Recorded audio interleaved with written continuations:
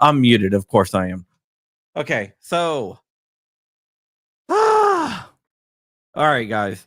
So today we are sponsored by Gideon Optics. Gideon Optics makes the Omega, the Judge 2, the Judge XL, the Valor.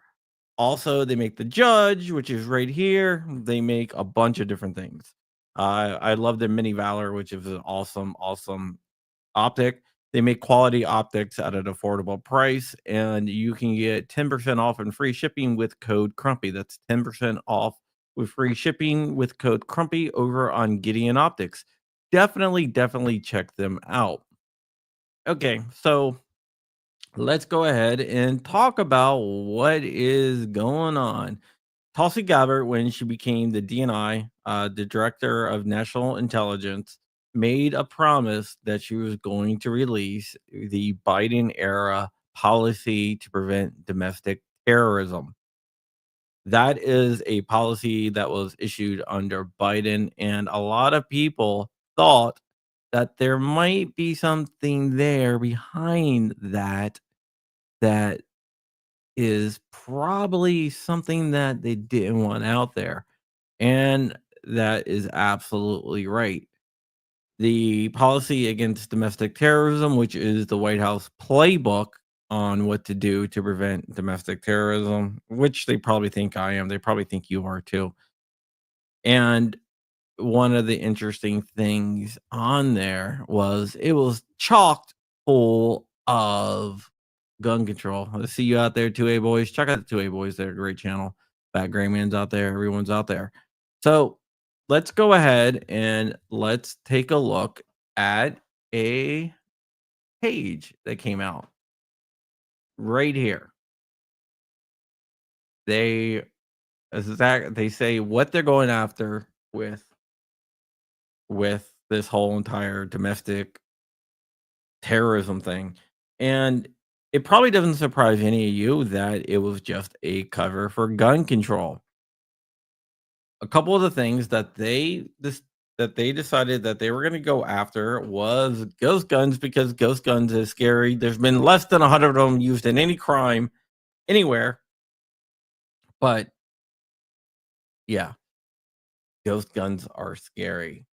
Another thing that they were going to go after, besides the proliferation of ghost guns, is they were going to try to encourage, meaning force, states to adopt red flag laws, Extreme Risk Protection Act, which is ERPOs, right? So, in addition to trying to crack down on so-called ghost guns, they wanted to issue they wanted states to start issuing extreme risk protection orders. Now, extreme risk protection orders is problematic for multiple reasons. Let's say a family member, neighbor, or someone who has an issue with you. They can go to the court and say that you're a danger to yourself or others. What happens is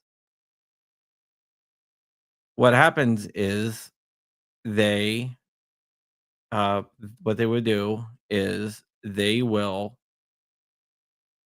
uh, take your guns through an ex parte hearing. An ex parte hearing means that you don't get a trial. You don't even know that it's being held against you.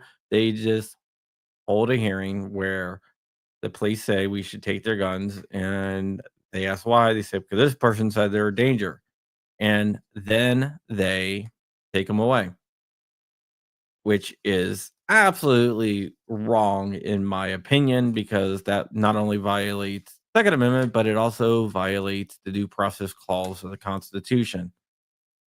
So there. So that's the second thing that they wanted to do. They also wanted to push through executive and legislative action banning assault weapons.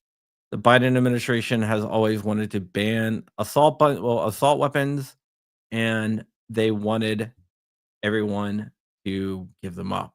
They wanted to use this to go after assault weapons. Assault weapons to the Biden administration is basically any semi-automatic rifle with certain cosmetic features. Or if you live in Colorado, it's any semi-automatic gun that's gas operated with a magazine, which is basically all of them. So the Biden administration wanted to use the excuse of domestic terrorism to take away your ARs, your AKs, and everything else like that. The other thing that they wanted to target was high capacity magazines. And they say high capacity magazines because, as you and I know, it's standard capacity magazines. The Biden administration considered anything holding more than 10 rounds to be high capacity, even though that's the standard amount that ships with an AR is 30 rounds. A Glock 19 is 15, Glock 17, 17 rounds. So there are very few guns out there, especially rifles, that only have a 10 round mag, but they wanted to push for the banning of that. So only 10 round mags and below were legal. They basically wanted to turn to the Clinton era assault weapons ban, which, according to multiple DOJs under Obama, Clinton, and others, and Trump and Biden, had zero effect on crime or any type of violent activities. Even so-called gun crime was not down because of the assault weapons ban. The assault weapons ban did nothing, and that's the government's official stand. But according to this document that Tulsi Gabbard released, the Biden administration wanted to reenact that on crack, along with red flag laws and the banning of privately manufactured firearms. Luckily, none of that came through besides the rule on privately manufactured firearms, which unfortunately the Supreme Court ruled the wrong way on. So they got one, and there's no nationwide red flag laws, but there are state-based ones, and they were helping push those and funding those in states. So what they could not do on the federal level, they did on the state level. But that is a discussion for another day. I am glad that this is out there, and I'm just shocked that they thought that so-called ghost guns, states without red flag laws, assault weapons, and high capacity magazines were leading contributors to domestic terrorism, which, if you ask me, is a bunch of BS.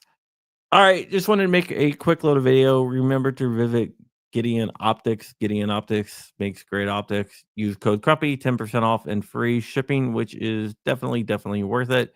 And I will be back tomorrow. I have a video that's going to be dropping tomorrow. It was going to drop today, but too much was going on today. So I'm going to drop it tomorrow. So look out for that, and we will get in there. Oh, by the way, check out Safety Harbor Firearms. He's in the chat, and it's really good. Right, red flag laws are unconstitutional. Big B, 100%. All right, I'm not going to keep you guys on here too long. Just wanted to pass it along so you guys know what is going on. All right, guys, have a great night, and see you tomorrow. Bye.